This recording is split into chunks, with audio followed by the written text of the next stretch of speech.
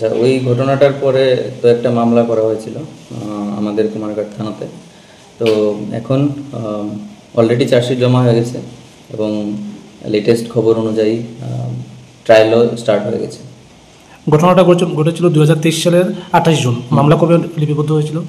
ওই দিনই লিপিবদ্ধ হয়েছিল এবং চার্জশিট জমা হয়েছিল 30/9/2023-এ। উইদিন 3 মান্থস আমরা যে আয়ু ছিল উনি চার্জশিট সাবমিট করেছিল এবং এখন এটা ট্রায়াল স্টেজে আছে। না, গ্রেপ্তার তো হয়নি, বাকি ওনাদেরকে নোটিশে ডাকা হয়েছিল। তো এখন তো ওনাদের মনে হয় কোর্টে ডাকবে, ট্রায়াল হবে। তো স্বাভাবিক, দেখুন আমি তো জাস্ট এখানে দায়িত্ব নিয়েছি। আর ঘটনাটা যেটা হয়েছে এটা তো খুবই দুঃখজনক এবং স্বাভাবিকভাবে যেই পরিবার হারিয়েছে মানুষ, যাদের ফ্যামিলি মেম্বারদেরকে হারিয়েছে, এটার কোনো রিপ্লেসমেন্ট বা কোনো আমরা কি বলবো, এটার কোনো রিপ্লেসমেন্টই নেই।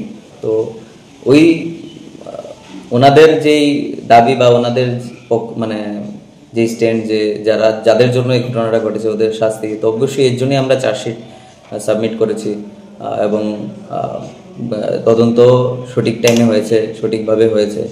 তো আশা করি শাস্তি হবে। দেখুন, যে ঘটনাটা ঘটেছে ওই দিন, এটা খুবই দুঃখজনক ঘটনা।